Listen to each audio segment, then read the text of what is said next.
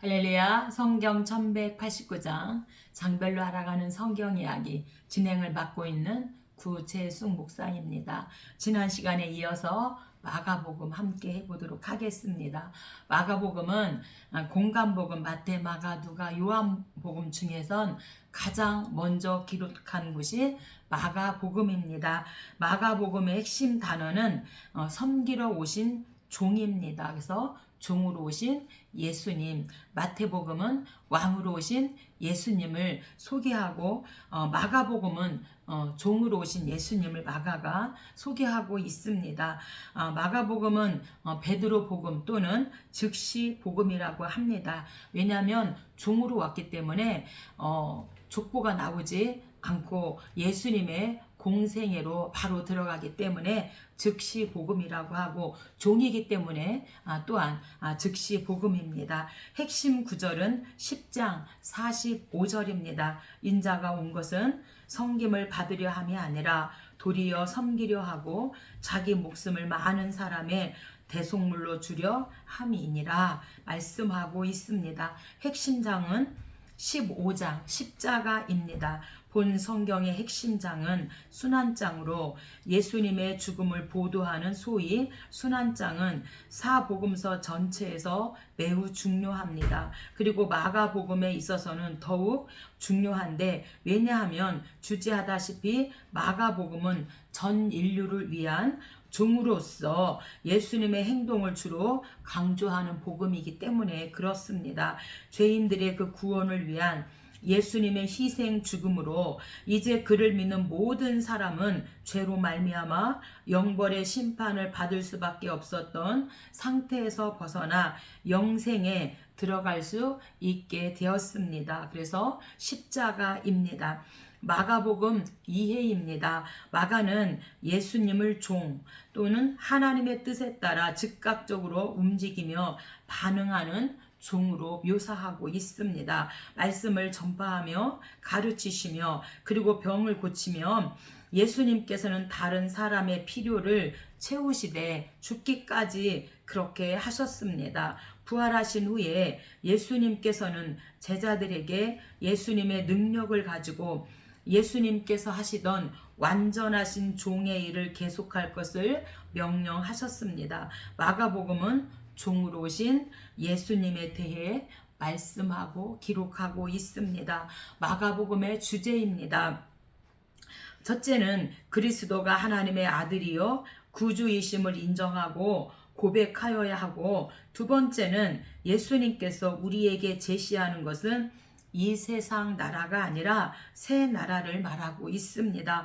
다른 복음서에서도 예수님은 새 하늘과 새 땅의 축복을 도래시킬 것이란 사실을 보도하고 있습니다. 세 번째는 새로운 영광의 시대는 확실한데, 새 시대의 영광에 동참하는 데에는 반드시 고난이 요청되고 있습니다. 저자입니다. 누가 기록했는가? 저자는 히에라폴리스의 감독 파피아스를 비롯한 초대교회의 교부들은 본서의 저자를 마가로 보는 데에 있어 일치된 의견을 가지고 있습니다. 마가는 요한 또는 요한 마가 또는 마가 요한으로도 불리우는데, 지중해 구브로 섬 출신으로 마리아의 아들이자 바나바의 생질입니다. 기록 연대입니다. 언제 기록했는가? 사복음서 중 최초로 기록된 이 마가복음은 주후 55년에서 65년 사이에 기록되었다고 보고 있습니다. 왜 기록했는가? 기록 목적입니다. 본서의 기록 목적은 첫째, 예수님께서 승천하신 지도 수십 년이 지났으므로 예수님께서 생전에 행하신 사적을 바로 기억하기 위해서는 구체적이고도 분명한 기록이 있어야 했기 때문에 기록했습니다. 두 번째는 예수님의 여러 가지 가르침과 기사와 이적을 직접 체험했던 목격자들 역시 점차 사라져갔기 때문에 더더욱 기록해야 했습니다. 세 번째는 이방교회, 특히 당시 AD 37년에서 68년 네로 치하에서 환난과 핍박 중에 있는 성도들에게 신앙의 힘과 용기와 격려가 필요했기 때문에 본서를 기록하였습니다. 그렇다면 마가복음에서 어떻게 그리스도를 볼 수 있는가? 마가는 예수님을 다른 사람들의 육신적, 영적 필요를 위한 사역을 끊임없이 행하신 활동적이고 연민에 넘치는 순종하는 종으로 묘사하고 있습니다. 마가복음은 종의 이야기이기 때문에 예수님의 그 조상과 탄생에 대해서는 언급하지 않고 직접 그 3년의 공생애로 들어갑니다. 마가는 이 같은 유일한 종의 권세와 능력을 분명하게 나타내고 있으며 그를 하나님의 아들로서 인정하고 있습니다. 마가복음은 종으로 오신 예수님입니다. 그래서 마가복음의 저자는 요한이라고도 부르는 마가 요한입니다. 그의 어머니는 일찍이 예루살렘에서 주를 믿는 마리아였고 마가는 바나바의 생질이요 베드로의 제자였습니다.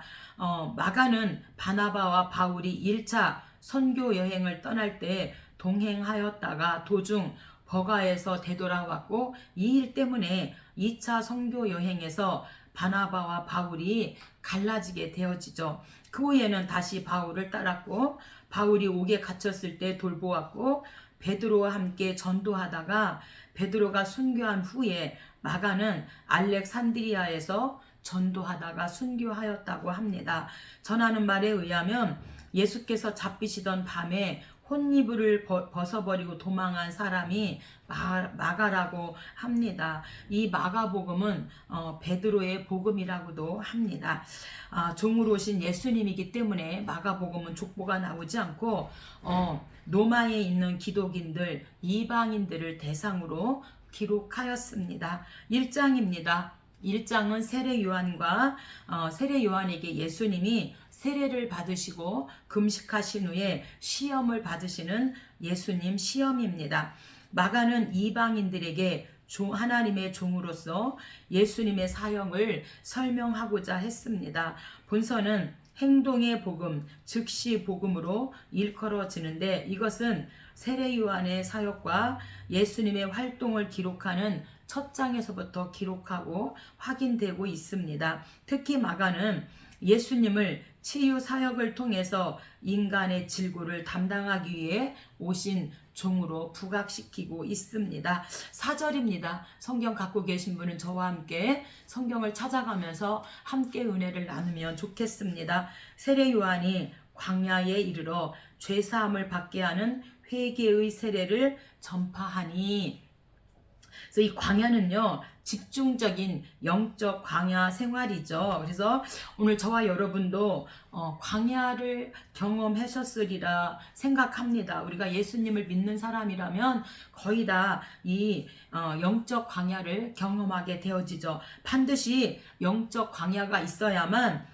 이제 우리가 하나님 말씀 붙잡고 씨름을 하고 그래서 또 하나님의 음성을 듣게 되어지고 응답을 받으면서 하나님이 살아계시는구나, 하나님이 나와 함께 하시는구나, 하나님 나의 기도에 응답하시는구나, 이것을 우리가 광야에서 이렇게 우리가 알아가게 되어지죠. 그래서 이 집중적인 영적 광야 생활이 필요한 것이죠. 그래서 우리가 이 영적인 광야에서 하나님 말씀 붙잡고 씨름할 때 반드시 역사가 일어나게 되어지죠. 그런데 이 광야에 이르러 제사함을 받게 하는 회개의 세례를 전파하니, 회개는요 헬라어로 메타노이아, 그래서 마음, 생각의 변화, 죄로부터 돌이킴 등을 의미하고 있습니다. 유대교에서는 기본적으로 하나님께 대한 사람의 태도, 변화와 삶의 양식의 그런 변화를 의미하고 있습니다. 5절입니다. 온 유대 지방과 예루살렘 사람이 다 나와 자기 죄를 자복하고 요단강에서 그에게 세례를 받더라, 이렇게 말씀하고 있습니다. 그래서 우리가 구약의 말라기를 기점으로 해서 세례 요한이 외칠 때까지 신구약 중간사라고 말하고 있는데 약 400년 동안 우리 하나님이 한 말씀도 안 하시다가 이제 신약에서 우리 예수님보다 먼저 세례 요한을 보내서 이제 세례 요한을 통해서 복음을 증거하게 하니까 온 유대 지방과 예루살렘 사람들이 다 나와서 자기 죄를 자복하고 요단강에서 세례 요한에게 세례를 받더라, 이렇게 말씀하고 있습니다. 9절입니다. 그때 예수께서 갈릴리 나사렛에서부터 와서 요단강에서 요한에게 세례를 받으시고, 그래서 우리 예수님도 세례 요한에게 세례를 받으셨습니다. 회개의 세례죠. 그래서 질문은, 우리 예수님은 무죄한 분이고 성령 세례 주시는 분인데 왜 세례 요한에게 회개의 죄가 없으신 분이 왜 회개의 물 세례를 받으셨는가? 그것은 죄인들의 죄를 대신 지시기 위해서는 예수님 자신이 죄인과 완전히 동일시되고 죄인 취급 받아야 했기 때문에 세례 요한에게 회개의 물세례를 받으셨다 말씀하고 있습니다. 12절입니다. 예수님이 시험 받으시는 거죠. 성령이 곧 예수를 광야로 몰아내신지라, 광야에서 40일을 계시면서 사단에게 시험을 받으시며. 그래서 우리 예수님도 우리 예수님도 시험을 하시는데 하물며 저와 여러분은 시험하지 않겠어요? 하지만 우리 주님은 시험 받으실 때 말씀으로 사단을 물리쳤기 때문에 오늘 저와 여러분도 말씀으로 예수 그리스도의 이름으로 명한다. 사람이 떡으로만 살 것이 아니라 하나님의 입으로 나오는 모든 말씀으로 살 것이야. 이러고 우리가 예수의 이름으로 우리도 예수님처럼 사단을 물리치면 좋겠습니다. 2장입니다. 2장은 중풍병자와 그 다음에 우리 주님께서 마태를 부르시고 금식에 대해서 말씀하고 있습니다. 우리 예수님은 중풍병자 치유 사건을 통해서 죄사함의 권세가 자신에게 있음을 분명하게 말씀하십니다. 후반부에 금식과 안식일의 논쟁은 의식과 전통보다는 인간과 그 내면 상태를 중시하는 주님의 태도를 보여주고 있습니다. 특히 예수님께서 스스로를 안식일의 주인이라 천명하심은 당신이 모든 사물과 제도의 근원임을 말씀하고 있습니다. 3절입니다. 사람들이 한 중풍병자를 네 사람에게 메워 가지고 예수께로 올세, 무리들 때문에 예수께 데려갈 수 없으므로 그 계신 곳에 지붕을 뜯어 구멍을 내고 중풍병자가 누운 상을 달아내리니 예수께서 그들의 믿음을 보시고 작은 자야 내 제사함을 받았느니라 하시니. 아멘. 여기서 내 제사함을 받았다 라고 하는 것은 질병 치유로 끝나지 않고 제사함까지 선포하신 것은 죄사함의 권한이 있는 하나님의 아들이요 예수 그리스도이심을 선언한 것이 바로 제사함을 받았느니라, 이렇게 말씀하고 있습니다. 우리가 믿음으로 치료받았다, 그래서 질병 치유만 받으면 아무 소용이 없어요. 죄사함을 받았느니라, 이 죄사함까지 받아야만 되는 것이죠. 그래서 죄사함의 권한이 우리 하나님께 있음을 선언한 사건이 내 제사함을 받았느니라, 이렇게 말씀하고 있습니다. 그래서 이 중풍병자는 좋은 친구를 만났어요. 이 좋은 친구 네 사람 때문에 질병 치유도 받고 죄사함도 받고 구원받은 거잖아요. 이런 친구들이 여러분과 저에게 있었으면 참 좋겠습니다. 14절입니다. 하나님께서 레위라고 하는 마태를 부르시는 거죠. 레위가 세관에 앉은 것을 보시고 그에게 이르시되 나를 따르라 하시니 일어나 따르니라. 아멘. 이 레위, 세리 마태는요 세금을 걷는 부정한 자입니다. 그래서 사람들이 너무나 폭리하고 이 세금을 많이 거둬들이기 때문에 죄인 취급하고 이 세리들을 증오하고 멸시하고 그랬습니다. 하지만 이 세리들은 의식주는 해결된 사람이지만 주변의 평판이 멸시를 당하고 증오하고 막 죄인 취급받는 이런 나쁜 이런 평판을 받고 있었는데, 예수님이 나를 따르라 이렇게 마태를 하나님께서 부르셨을 때에 이 마태는 모든 것을 포기하고 예수님을 즉시 따랐다 이렇게 말씀하고 있습니다. 예수님의 그 인선 기준은 세상 기준과 다르죠. 그래서 세상 사람들은 현상을 보지만 그래서 현상, 집안 뭐 어떤 집안이냐, 어떤 학력을 가지고 있느냐, 어떻게 생겼느냐 이런 것을 현상을 봅니다. 근데 우리 주님은 정말 모든 사람들이 증오하고 경멸하는 이 세리 마태를 우리 주님께서는 부르시죠. 불렀을 때 또한 이 세리 마태는 즉시 예수님의 부르심에 응답하고 따라가는 정말 귀한 하나님의 사람입니다. 오늘 저와 여러분들에게 모든 생업을 포기하고 나를 따라라 이렇게 주님이 말씀하신다면 여러분 이 마태처럼 즉시 모든 걸 버려두고 그 많은 돈을 버려두고 주님을 따를 수 있겠습니까? 그런데 이 세리 마태는 즉시 모든 걸 버려두고 하나님을 따랐다. 대단하죠. 18절은 금식에 대해서 말씀하고 있습니다. 요한의 제자들과 바리새인들이 금식하는데 당신의 제자들은 금식하지 아니하나이까 이렇게 예수님에게 우리는 다 이렇게 나라와 민족을 위해서 매주 월요일과 목요일에 금식하는데 왜 당신의 제자들은 금식하지 않습니까? 이렇게 금식 질문을 합니다. 19절 예수께서 이르시되 혼인집 손님들이 신랑과 함께 있을 때에 금식할 수 있느냐? 신랑과 함께 있을 동안에는 금식할 수 없느니라. 그러나 신랑을 빼앗길 날이 이르리니 그날에는 금식할 것이니라. 금식에 대한 질문을 했을 때 우리 주님이 명쾌하게 대답을 해 주십니다. 그래서 바리새인은 나라와 민족을 위해서 매주 월요일과 목요일에 그렇게 금식을 하였습니다. 이 바리새인은 바리새파죠. 그래서 율법주의자고 이 사두개파는 유대의 귀족으로 예수님 부활을 인정하지 않습니다. 에세네파는 금욕주의로 경건주의자들이고 열심당파, 민족주의자, 애국자인데 이 당시에는 바리새파, 사두개파, 에세네파, 열심당파 이렇게 크게 4개의 파가 있었다고 합니다.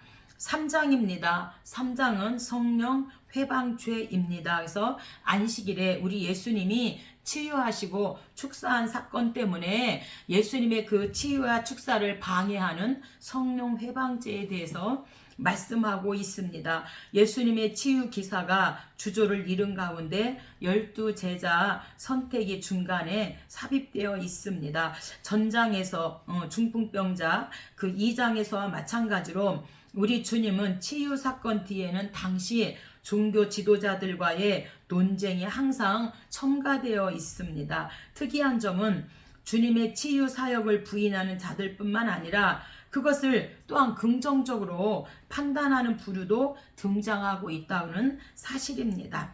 1절입니다. 안식일에 우리 주님이 치유한 것 때문에 이제 성령 회방죄가 나오게 되어지는 1절. 예수께서 다시 회당에 들어가시니 한쪽 손 마른 사람이 거기 있는지라 사람들이 예수를 고발하려 하여 안식일에 그 사람을 고치는가 주시하고 있거늘 그들의 마음이 완악함을 탄식하사 노하심으로 내 손을 내밀어 내밀매 그 손이 회복되었더라. 바리새인들이 나가서 곧 헤롯 당과 함께 어떻게 하여 예수를 죽일까 의논하니라. 내 병든 손 내밀라고 우리 주님 말씀하사. 찬송도 있는데 내 손을 내밀어라. 그래서 그 손을 내밀었더니 그 손이 회복되었더라. 그랬더니 바리새인들이 안식일에 일을 했다. 이래서 어떻게 예수를 죽일까 이들이 의논하였다. 그래서 여기 헤롯 당은요, 당시에 갈릴리와 베레아 지방의 분봉왕인 헤롯 안디바를 지지하던 유대인 그룹을 말하고 있습니다. 헤롯은 로마로부터 왕위를 받았기 때문에 헤롯 당은 당연히 친 로마적이었습니다. 그래서 이렇게 헤롯 당이죠. 축사 사역입니다. 11절입니다. 더러운 귀신들도 어느 때든지 예수를 보면 그 앞에 엎드려 부르짖어 이르되 당신은 하나님의 아들이니이다 하니 서기관들은 그가 바알세불이 짚혔다 하며 또 귀신의 왕을 힘입어 귀신을 쫓아낸다 하니, 그래서 지금 예수님이 이렇게 귀신 들린 자들을 고쳐주셨어요. 근데 이 귀신 들린 자들은 예수님만 보면 당신은 하나님의 아들이십니다. 마귀가 더 잘 알잖아요.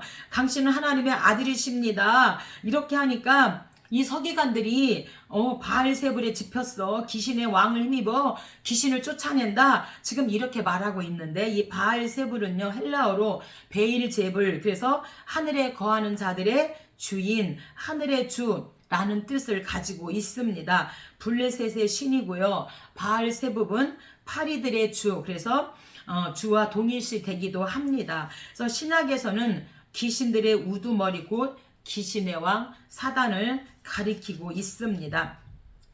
28절입니다. 내가 진실로 너희에게 이르노니 사람의 모든 죄와 모든 모독하는 일은 사하심을 얻되 누구든지 성령을 모독하는 자는 영원히 사하심을 얻지 못하고 영원한 죄가 되느니라 하시니, 우리 안식일에 우리 주님이 이렇게 축사 사역을 하고 이렇게 사역을 했다 해서 지금 이 바리새인들과 이런 사람들이 지금 우리 예수님의 사역을 방해하고 있잖아요. 그래서 누구든지 성령을 모독하는 자는 영원히 사하심을 얻지 못하고 영원한 죄가 된다. 그래서 이 성령 모독죄는요, 예수님이 성령 능력으로 치유하시고 손 마른 병든 자를 고치시고 귀신 들린 이런 사람들의 귀신을 쫓아주시는 이런 축사 사역, 이런 구원 역사 이루시는 일들을 비방하고 모독하는 죄가 바로 성령 모독죄인데, 이 성령 모독죄는 영원히 사하심을 얻지 못한다. 이렇게 우리 주님께서 말씀하고 있으니 우리가 하나님의 일을 하는 곳에 반대하지 말고 방해하지 않았으면 좋겠습니다. 4장입니다. 4장은 풍랑과 비유장에 대해서 말씀하고 있습니다. 예수님은 영적 진리를 교훈하시기 위해 자연 사물과 생활 관습을 그 소재로 사용하고 있습니다.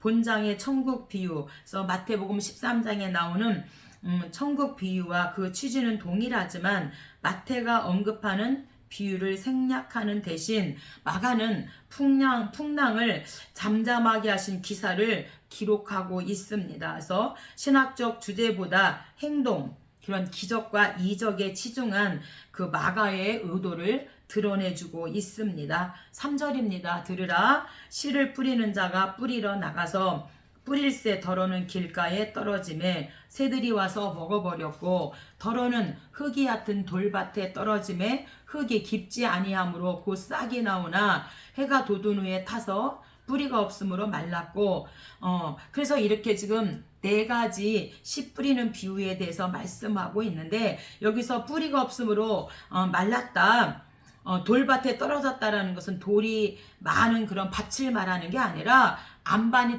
넓게 분포되어 있고 그 안반 위에 흙이 얇게 덮여 있는 그런 땅을 지금 돌밭에 떨어졌다, 흙이 얇은 돌밭에 떨어졌다, 이렇게 지금 말씀하는 것이죠. 7절입니다. 더러는 가시떨기에 떨어짐에 가시가 자라 기운을 막음으로 결실하지 못하였고, 더러는 좋은 땅에 떨어짐에 자라 무성하여 결실하였으니 30배나 60배나 100배가 되었느니라. 해서 천국 비유에 대해서 말씀하고 있습니다. 씨를 뿌릴 때에 다 열매 맺는 게 아니다. 오늘 저와 여러분이 하나님 앞에서 예배를 드리고 하나님 말씀이 떨어져서 그 말씀 우리가 아멘으로 받을 때에 다 아멘 아멘 그 말씀이 내 안에 다 옥토가 되는 것이 아니라, 어떤 사람은 길가에 그 말씀이 떨어져서 즉시 새가 와서 먹어버리는 일도 있고, 덜어는 돌밭에 떨어져요. 덜어는 가시떨기에, 그래서 세상 염려와 근심과 재리 때문에, 유혹 때문에 결실하지 못한다는 거죠. 그러나 이 좋은 땅에 떨어짐에 무성하게 결실하여서 30배, 60배, 100배가 되었다. 이렇게 씨 뿌리는 비유를 들어서 천국에 대해서 말씀하고 있는데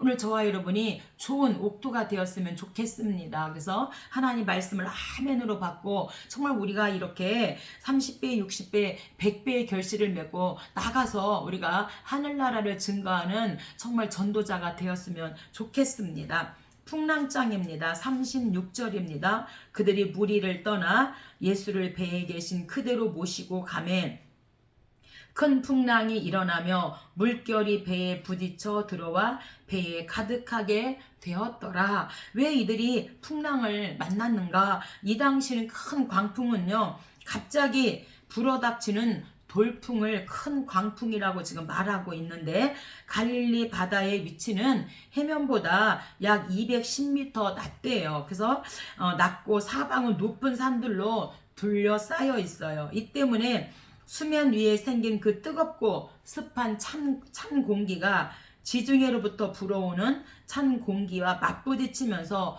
종종 이러한 돌풍이 일어나게 되어지는데 마침 그때 그 무리들이 떠나서 이제 가게 되어지는데 예수님은 그냥 배에 계신 그대로 모시고 가서 지금 예수님을 깨우지 않고 그냥 예수님은 예수님대로 가고 이들이 지금 이렇게 함께 가고 있었던 거죠.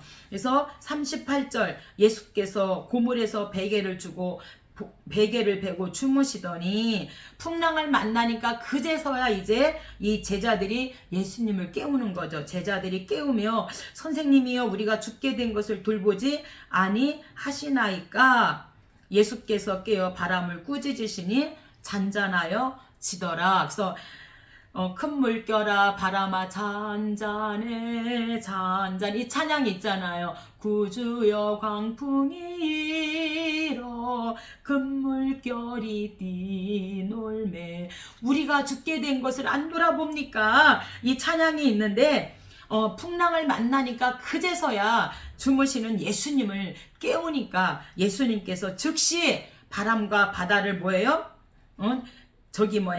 꾸짖으시니 즉시 잔잔하여 지더라 이렇게 말씀하고 있습니다. 여러분 물이 가득 그래서 인생이란 광풍 파도 타기입니다. 항상 모든 사람에게 이 뭐예요? 파도 타기가 있어요. 참 행복할 것 같은데 어느 순간에 또 어떤 문제가 일어나고 항상 또 그 어려운 가운데 있을 것 같은데 어느 순간에 싹 사라지면서 언제나 우리는 파도 타기를 하는데 이 풍랑을 즐겨라 파도 타기를 즐겨라 그리고 예수님을 깨워라 이렇게 말씀하고 있습니다. 여러분 우리가 풍랑을 만났을 때 저절로 기도하게 되더라고. 풍랑 만나니까 풍랑을 안 만날 때는 예수님이 주무시든지 뭐 그냥 이렇게 있었어요. 근데 풍랑을 만나고 우리 환경의 풍랑을 만나니까 저절로 막 교회에 그냥 가서 처리하게 되어지고 주여 살려주세요. 하나님 이 문제 해결해 주세요. 하나님 도와주세요.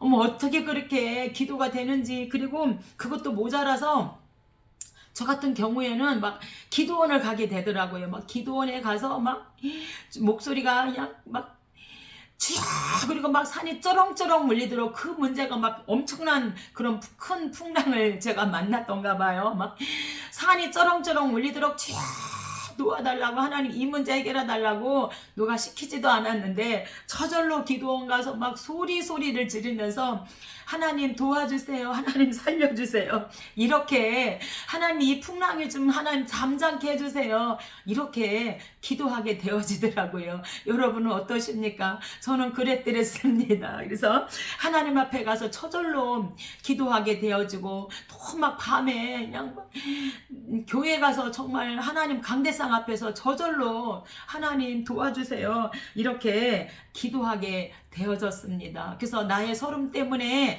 기도하다가 기도의 눈물의 색깔이 바뀌어졌는데 어느 날 울다 보니까 하나님 정말 예수님은 죄가 없으신 분이 나를 위해서 십자가 죽으셨구나 이렇게 억울했다고 생각했던 그 눈물이 정말 주님이 나 같은 죄인을 위해서 십자가 주셨구나 이렇게 눈물의 색깔이 바뀌면서 정말 그 하나님 앞에 이제는 그 은혜가 너무도 감사하여서 그 하나님의 은혜가 감사하여서 울게 되어지더라고요. 저 같은 경우에는. 근데 어쨌든 누구에게나 이런 큰 풍랑, 이런 광풍은 있다는 거죠. 근데 그때 저절로 하나님이 이제 하나님을 부르게 되어지고 기도하다 보니까 어느 순간에 그 문제가 잔잔해지고 해결되어졌어요. 그리고 야, 하나님이 나와 함께 하는구나. 하나님이 내가 기도하니까 되는구나. 응답해 주시는구나. 훨씬 더 이렇게 확신 가운데 하나님을 섬기고 하나님을 사랑하게 되더라고요. 5장입니다. 5장은요, 군대 귀신과 이제 회당장 야이로의 딸, 그리고 혈류증에 대해서 하나님께서 말씀하고 있습니다. 주님은 이런 기적과 이적을 행하심으로 당신의 그 신적 권능은 물론 치료자의 모습을 보여주고 있습니다. 한편 거라사 강인 그 치유 사건은 이방인 거주 지역인 데가볼리에서 발생하였고 주의 복음의 사역이 이방으로 확장될 것을 예견하게 합니다. 2절입니다. 예수께서 바다 건너편 거라사인 지방에 이르러, 여기서 거라사는요 갈릴리 바다에서 남동쪽으로 약 55km 정도 지점에 위치한 데가볼리 지역의 한 중심 도시로 보고 있습니다. 이곳은 그리스 문화의 영향을 크게 받은 요단강 유역의 10개 도시 가운데 하나가 바로 거라사입니다. 2절입니다. 배에서 나오심에 곧 더러운 귀신 들린 사람이 무덤 사이에서 나와 예수를 만나니라. 그 사람은 무덤 사이에 거처하는데 이제는 아무도 그를 쇠사슬로도 맬 수 없게 되었으니 이는 여러 번 고랑과 쇠사슬에 매었어도 쇠사슬을 끊고 고랑을 깨뜨렸음이러라. 이에 물으시되 내 이름이 무엇이냐? 이르되 내 이름은 군대니 우리가 많음이니이다. 그래서 이 지금 거라사인의 이 더러운 지방에 더러운 귀신 들린 사람이 있었는데 이 귀신 들린 사람이 무덤과 무덤 사이에서 지금 예수님을 만나면서 예수님과 지금 대화를 하게 되어지는 거죠. 그래서 예수님께서 너의 이름이 무엇이니? 이렇게 주님께서 물으셨더니 나는 군대입니다. 군대는 지금 뭐야? 우리는 많습니다. 군대 귀신 들렸어요. 지금 이렇게 말하고 있습니다. 여기서 군대는요. 그 원문은 헬라어로 레게온, 그래서 6천에서 10,000명 단위로 로마 군부대를 가리키는 말이 바로 군대입니다. 이것은 그가 수많은 악령에 사로잡혀 있음을 보여주고 있습니다. 그래서 그 사람이 무덤 사이에 거처하는데 어느 누구도 쇠사슬로도 이 사람을 맬 수 없을 정도로 그렇게 지금 군대 귀신에 잡혀서 그렇게 쇠사슬에도 여러 번 매여 있었고 쇠사슬을 묶으면 또 그 쇠사슬을 끊고 그 고랑을 깨뜨릴 정도의 힘을 귀신에 의해서 가지고 있었다. 이렇게 말하고 있습니다. 10절입니다. 자기를 그 지방에서 내보내지 마시기를 간구하더니 마침 거기 대지에 큰 떼가 산 곁에서 먹고 있는지라 이에 간구하여 이르되 우리를 대지에게로 보내어 들어가게 하소서. 허락한데 더러운 귀신들이 나와서 대지에게로 들어가매 거의 2,000마리 되는 떼가 바다에서 몰사하거늘 그들이 예수께 그 지방에서 떠나시기를 간구하더라. 왜 이 사람들이 떠나시기를 간구하였는가? 돼지 2,000마리의 그 경제적 손실이 또 일어날까봐 예수님 제발 이 마을에서 떠나주세요. 이렇게 했다는 거예요. 군대에 귀신 들린 한 사람의 영혼을 구원하기 위해서 한 사람의 그 영혼의 가치에 대해서 우리 주님께서 이 군대 귀신을 들어서 말씀하고 있습니다. 그래서 돼지 2,000마리의 값을 한 영혼을 구원하기 위해서 돼지 2,000마리의 값을 지불하셨잖아요. 그래서 돼지 한 마리를 그냥 적게 3, 40만 원으로 우리가 계산한다면 30만 원 곱하기 2,000마리예요. 그러면 약 6억에서 많은 6억, 최하 6억 이상의 그런 돈이에요. 그래서 한 영혼이 얼마나 소중하고 얼마나 귀한가를 우리 주님이 말씀해 주고 있습니다. 그래서 영혼 전도, 영혼 구원의 전도가 얼마나 중요한지를 우리들에게 말씀해주고 있습니다. 그래서 하나님께서는요, 한 영혼이 천하보다도 귀하다 이렇게 말씀하고, 저희들도 나름으로 정말 열심히 전도를 하지만 그 영혼을 우리 교회까지 데리고 와서 양육하는 게 정말로, 목회를 정말 저희가 오래 했는데 쉽지 않더라고요. 한 영혼이 얼마나 귀한지를 저희들이 전도하면서 알게 되어졌어요. 얼마나 한 영혼이 귀하고 중요한가. 그래서 오늘 주님께서 이 군대 귀신 들린 이 한 영혼을 하나님께서 이렇게 우리들에게 말씀하시면서, 이렇게 한 영혼의 구원이 이렇게 힘들다. 그래서 우리 주님이 한 영혼이 천하보다도 더 귀하다 이렇게 말씀하고 있습니다. 그러니 우리가 정말 때를 얻든지 못 얻든지 우리가 복음을 전하고 전도했으면 좋겠습니다. 듣든지 안 듣든지 우리가 때렸든지 못 얻든지 우리는 말씀을 전파하라고 말씀하셨으니까, 내가 만난 하나님을 우리가 나가서 증거하고, 내가 만난 하나님을 소개하고, 정말로 그 영혼이 하나님 앞에 돌아오기를 우리가 그렇게 함께 하나님의 나라 확장을 위해서 우리가 함께 전도하며 주의 일을 했으면 좋겠습니다. 22절은요 회당장 야이로의 딸입니다. 22절, 회당장 중에 하나인 야이로라 하는 이가 와서, 그래서 회당장은요 회당 예배를 주관하고 회당의 사역을 감독하여 회당 건물을 돌아볼 뿐 아니라 예배 시에 구약을 낭독하고 설교할 사람을 지명하는 책임을 맡고 있던 사람이 바로 회당장이 하는 일이었습니다. 그래서 이 회당장은 공동체의 지도자였는데, 이 공동체의 지도자인 회당장의 딸이 지금 뭐예요? 죽은 거예요. 23절, 간곡히 구하여 이르되 내 어린 딸이 죽게 되었사오니 오셔서 그의 손을 얹으사 그로 구원을 받아 살게 하소서 하거늘. 우리 주님이 달리다금 소녀야 일어나라, 이렇게 우리 주님이 이 소녀에게 손을 얹고 달리다금 소녀야 일어나라 이렇게 기도하셨을 때, 소녀가 곧 일어나서 걸으니 나이가 12살이라 사람들이 곧 크게 놀라고 놀라거늘. 그래서 이 달리다금은 소녀야 일어나라 이런 뜻을 가지고 있는 아람어입니다. 그래서 이 아람에서는요 아침에 어머님들이 아이들을 깨울 때 어머니들이 아이들에게 달리다금 소녀야 일어나라 이렇게 말을 한대요, 이 당시에. 그래서 우리 예수님도 잠을 깨우듯이 아이를 달리다금 이렇게 우리 주님이 소녀야 일어나라 이렇게 깨우셨다는 것이죠. 그런데 그러나 내가 네게 말하노니, 이 말을 첨가함으로 말미암아 평범해 보이는 어머니가 자녀를 깨울 때 달리다금 일어나 이렇게 하듯이 평범해 보이는 예수님의 말씀의 능력, 말씀이 능력의 말씀임을 그러나 내가 네게 말하노니, 이 말을 첨가함으로 말미암아 말씀이 능력의 말씀임을 나타내주고 있습니다. 그래서 이 회당장 야이로의 딸을 주님께서 살리신 사건입니다. 25절은 12해를 혈류증으로 앓는 여인입니다.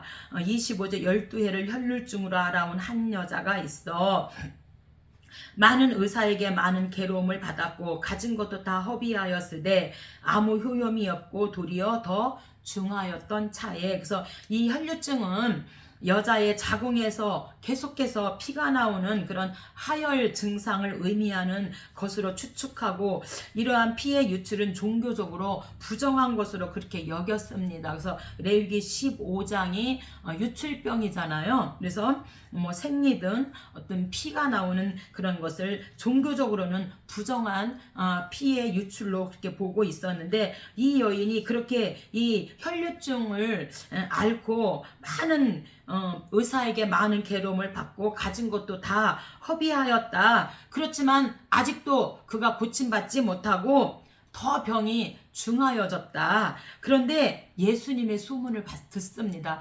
예수님이 한번 안수해주고 예수님이 하면 다 모든 병이 낫는다, 이 소문을 들었어요. 그래서 27절, 예수의 소문을 듣고 무리 가운데 끼어 뒤로 와서 그의 옷에 손을 대니 이는 내가 그의 옷에만 손을 대어도 구원을 받으리라 생각함이러라. 아멘. 그래서 예수님 뒤로 가서 어떻게 살짝 예수님 옷에 손을 대었는데 고침을 받은 거예요. 이 33절, 여자가 자기에게 이루어진 일을 알고 두려워 떨며 와서 그 앞에 엎드려 모든 사실을 여쭈니 예수께서 따라 내 믿음이 너를 구원하였으니 평안히 가라. 내 병에서 놓여 건강할지어다. 아멘. 예수님 옷을 살짝 만져서 그가 정말 그렇게 12년 동안 고통당하고 더 중한 병이 예수님을 만남으로 그가 혈류증에 그 피가 말라버리는 병고침을 받게 되어진 겁니다. 할렐루야. 이런 구원의 역사가, 생명의 역사가 오늘 저와 여러분 우리 대한민국에 일어나면 좋겠습니다. 6장입니다. 오병이어와 물위 거른장입니다.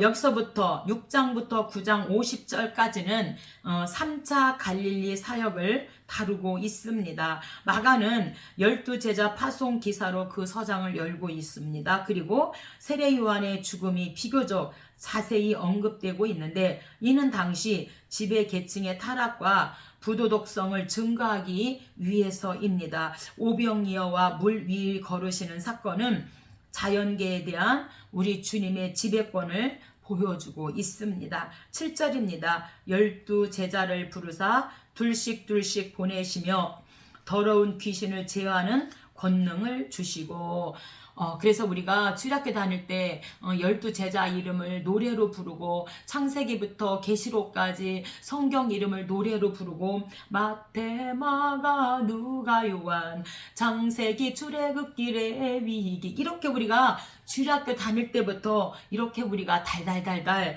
이렇게 12제자 이름을 외우고 창세기부터 계시록까지 이렇게 노래로 이렇게 외울 수 있도록 이렇게 얼마나 감사합니까?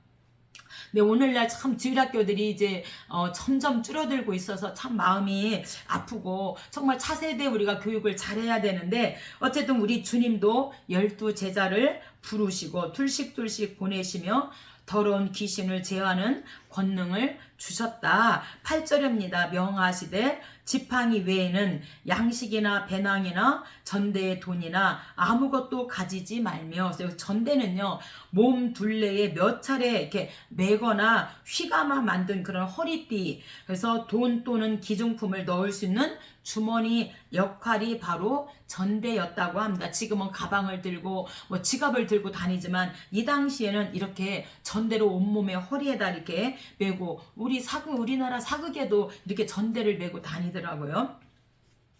9절입니다. 신만 신고 두벌옷도 입지 말라 하시고, 그래서 이 두벌옷은 걸쇠로 어깨에 걸쳤던 것으로 대부분 양모나 아마포로 만든 속옷을 말하고 있습니다. 그래서 속옷을 두 벌 껴입는 것은 부유한 사람들이 하는 것이었어요. 그래서 두 벌 옷을 가지지 말고 신만 신고 복음을 전하라. 그러면서 이 지팡이 외에는 양식이나 배낭이나 전대의 돈이나 아무것도 가지지 말라 이렇게 말씀하고 있는데 이 정말 지팡이 하나만 들고 다녀요. 돈도 없어요. 그러니까 죽느냐 사느냐. 정말 하나님이 도와주지 않으면 복음 전하다 죽을 수도 있고, 그러니까 막 정말 최선을 다해서 하나님 앞에 기도하면서 복음을 전했겠지요. 그러니까 최선을 다해서 그냥 그 마지막 힘까지 막 쓰면서 그렇게 사역을 하니까 능력도 받고 신령한 하나님의 음성도 듣고 이렇게 이들이 사역을 했다 이렇게 말씀하고 있습니다. 41절부터는 오병이어에 대하여 말씀합니다. 41절 예수께서 떡 5개와 물고기 2마리를 가지사 하늘을 우러러 축사하시고 떡을 떼어 제자들에게 주어 사람에게 나누어 주게 하시고 또 물고기 2마리도 모든 사람에게 나누심에 다 배불리 먹고 남은 떡 조각과 물고기를 12바구니에 차게 거두었으며 떡을 먹은 남자는 5,000명이었더라. 아멘. 우리 주님은요 없는 것 갖고 일하시는 게 아니라 너희가 있는 것을 줘라. 그랬더니 뭐예요? 보리떡 2개, 물고기 보리떡과 물고기 밖에 없는 거예요. 그래서 우리 주님은요, 이렇게 있는 것 가지고 있는 것을 통해서 역사하시는 분이 바로 우리 하나님이십니다. 열왕기하 4장에도 선지생도의 과부가 나오는데 이제 남편도 죽었고 빚은 너무도 많아서 우리 자녀들이 종으로 팔려가게 됐습니다. 그래서 이제 엘리사를 찾아오지요. 아시지 않습니까? 그랬을 때 너희 집에 무엇이 있느냐? 네, 우리 집에 기름 한 병 있습니다. 그래? 그러면 너희 아들들과 빨리 나가서 모든 빈 그릇을 다 빌려오라는 거예요. 다 빌려왔어요. 자, 그럼 문을 닫고 뭐예요? 그 기름을 부어라. 그래서 기름을 부었더니 그릇에 다 차니까, 얻어온 그릇에 다 차니까 기름이 딱 멈추는 거예요. 팔아서 빚도 갚고 그렇게 살라고 하나님께서 있는 것 갖고 역사하시죠. 오늘 저와 여러분도 사용할 때 뜬금없이 너 이거 해라 하지 않아요. 내가 그동안 경험되어진 그것을 통하여 하나님의 일을 하게 하고 내가 경험되어서 만난 그 하나님을 증거하라고 하나님이 말씀하시지, 전혀 뜬금없는 데서 일해라 하시지는 않으시는 것 같습니다. 그래서 오늘 우리 주님은 있는 거 가지고 있는 것을 통해서 역사하시는 하나님 오병이어의 기적입니다. 48절은 물 위 거른장입니다. 바람이 거스름으로 제자들이 힘겹게 노젓는 것을 보시고 밤 4경쯤에 바다 위로 걸어서 그들에게 오사 제자들이 그가 바다 위로 걸어오심을 보고 유령인가 하여 소리 지르니 예수께서 안심하라 내니 두려워하지 말라 하시고 배에 올라 그들에게 가시니 바람이 그치는지라. 그래서 물이 거른장이잖아요. 그래서 어쨌든 오늘 저와 여러분의 자녀, 또 물질, 명예, 이런 건강, 이런 것으로 여러분이 풍랑을 만났다면 우리가 이제 예수님을 깨우면 되는 거죠. 그리고 우리 예수님이 뭐라고 말하세요? 안심하라, 두려워하지 말라. 우리 주님이 이렇게 말씀합니다. 그래서 우리 주님이 배에 올라 그들에게 갔을 때 뭐가 그쳐요? 바람이 그칩니다. 그래서 우리 인생에도 바람이 있는데, 우리 자녀들에게도 바람이 있는데, 예수님만 모셔오면은 예수님이 그 바람을 잔잔하라고 명하시면 예수님이 말씀하시니 물이 변하여 포도주 됐네. 거친 바다가 잔잔해졌네. 예수님이 말씀하시니 거친 바다가 잔잔해졌네. 예수님 예수님 나에게도 말씀하셨어. 새롭게 변화시켜 주소서. 예수님이 거친 바다를 향하여 잔잔하라 주님이 말씀하시면 되는 것처럼, 아멘. 오늘 우리의 삶 속에 바람, 물질의 바람, 여러 가지 자녀나 이런 바람이 있다면 우리 주님이 잔잔하라 병하시면 될 줄로 믿습니다. 그리고 우리 주님 말씀하세요. 안심하라 내니 두려워하지 말라. 아멘이죠. 7장입니다. 7장은 수로보닉의 딸과 이제 부르반 사상에 대해서 말씀하고 있습니다. 주님의 교훈과 행동은 그 형식과 내용이 획기적이면서 당시에 종교 지도자들과 기득권층의 연합 전선을 형성해 대적하고 있습니다. 손 씻는 문제를 논쟁하실 때 주님은 보다 공세적인 자세로 그들의 사악한 의도를 질책하시고, 그들이 제기하자는 문제, 부모 공경, 고르반 사상이죠.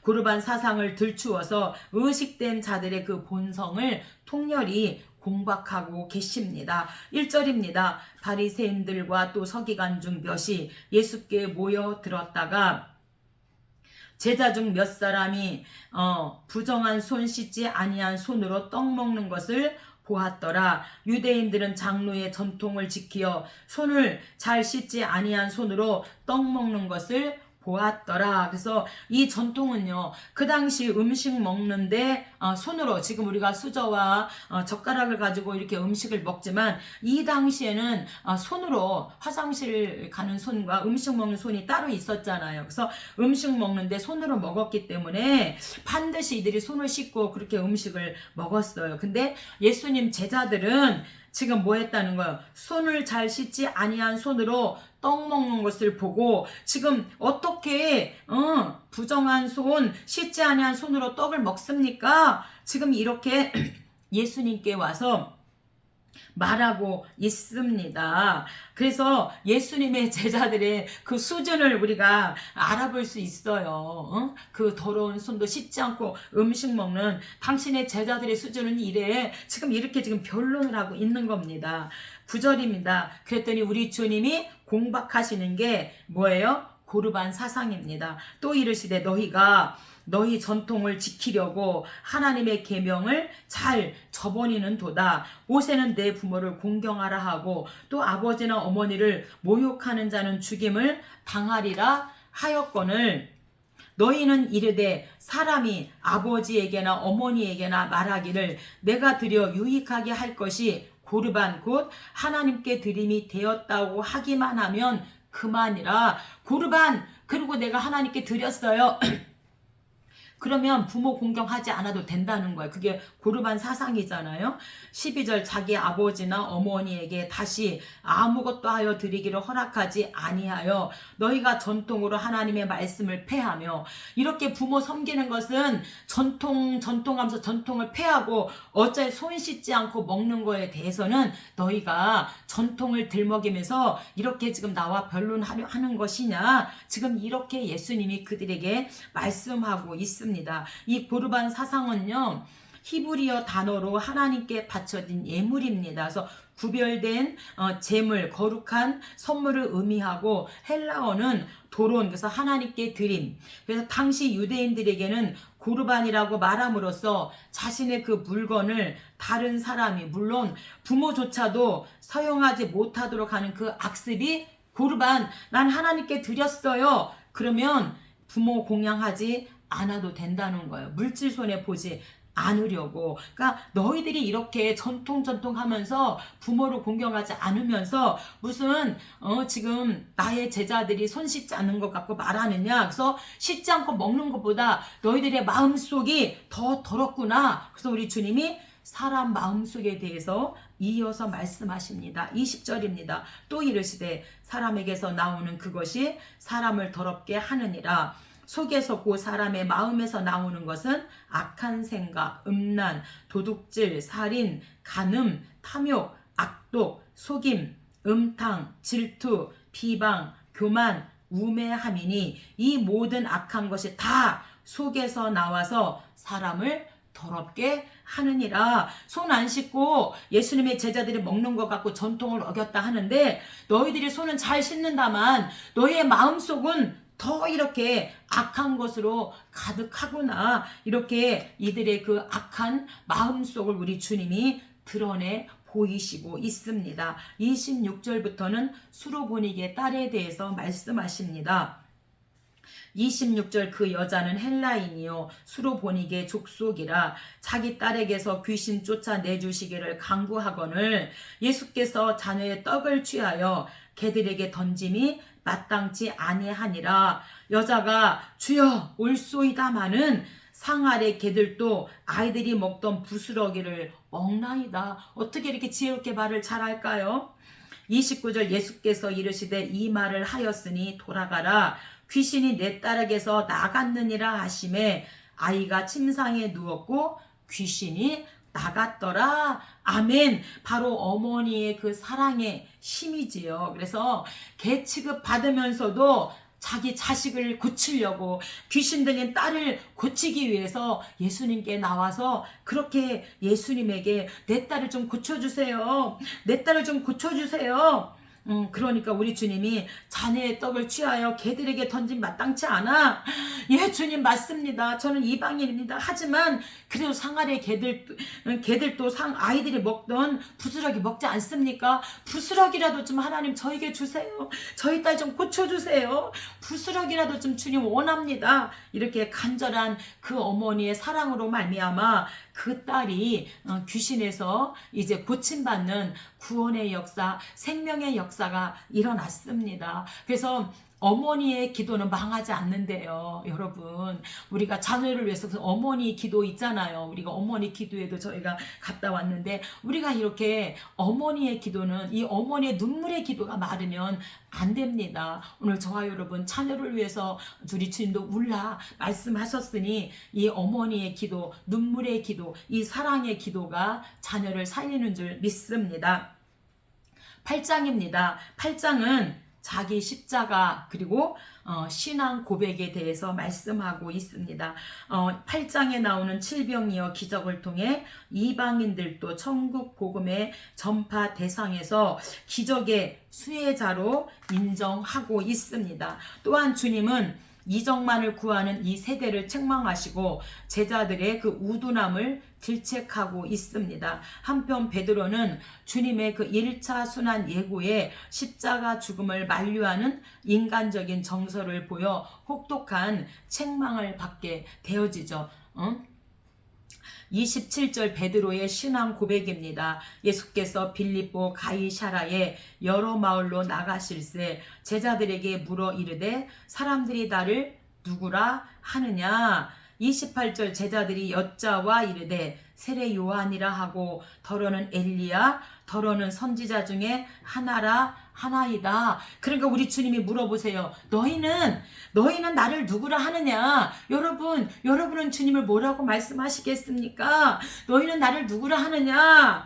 그래, 다른 사람들은 뭐 세례 요한이라 하고 어떤 사람은 엘리야, 뭐 어떤 사람은 선지자 중에 하나라 하는데, 그러면 너희는 나를 누구라고 하느냐? 그랬더니 베드로가 벌떡 일어나서 주는 그리스도시요 살아계신 하나님의 아들이십니다. 아멘. 이렇게 믿음의 고백을 하는 겁니다. 그래서 이 그리스도는 기름 부음을 받은 사람이라는 뜻의 히브리어져서 메시아를 헬라로 음역한 말이 바로 그리스도입니다. 34절은요 자기를 부인입니다. 우리가 8장까지만 오늘은 하겠습니다. 34절입니다. 무리와 제자들을 불러 이르시되 누구든지 나를 따라오려거든 자기를 부인하고 자기 십자가를 지고 나를 따를 것이니라. 베드로의 신앙 고백 이후에 누구든지 나를 따라오려거든 자기를 부인하고 십자가를 지고 나를 따라와라. 이렇게 우리 주님이 제자들과 무리들에게 말씀하고 있습니다. 여기서 자기를 부인한다는 것은 자신에 대한 것을 완전히 포기하고 주님만을 따라가는 것을 말하고 있고요. 자기 십자가는요 사명 감당하기 위해서 당하는 고난들입니다. 네, 저부터도 이렇게 사명을 감당하면서 때로는 하나님 섭섭합니다. 하나님 어떻게 이러실 수가 있죠? 이렇게 때로는 하나님한테 막 따지기를 저도 한 번씩 하는데, 아버지 섭섭해요. 주님 어떻게 이럴 수가 있어요. 막 이렇게 하는데, 오늘 반드시 자기를 부인하면 이런 말을 할 수가 없는 거죠. 그래서 자기를 부인하고 누구든지 나를 따라오려거든 자기를 부인하고 자기 십자가를 지고 나를 따라와라. 주님이 이렇게 말씀하셨어요. 그래서 자기를 부인한다는 것은 자신에 대한 것을 완전히 포기하는 건데, 포기한다면서도 때로는 또 이렇게 막 어떤 기대치 뭐 이런 거에 올라와서 하나님 어떻게 이러죠? 이렇게 저는 가끔 자주 잘 그럽니다. 여러분 어떠십니까? 자기 십자가는 사명 감당하기 위해서 당하는 고난들이에요. 근데 반드시 우리 주님이 하늘의 상이 크도다. 반드시 하늘의 상이 있대요. 우리가 자기를 부인하고 자기 십자가를 지고 우리 주님을 따르게 되어지면 반드시 하늘의 상이 있다. 그래서 우리가 주님 보고 우리가 이 사명의 길을 가고 우리가 주님을 보고 천국에 정말 이 주님을 바라보고 우리가 귀한 일을 하고 있잖아. 죄도 없으신 분이 나의 죄를 위해서 단번에 죽으셨기 때문에 그 은혜가 너무도 감사하여서 오늘도 우리가 주님의 그 사랑에 대여서 그 사랑에 젖어서 주님 제가 할 일이 무엇입니까? 이렇게 우리가 물어가면서 주님이 기뻐하는 일을 하려고 하고 있습니다. 오늘 8장까지 하고 다음 시간에 이어서 해보도록 하겠습니다. 감사합니다.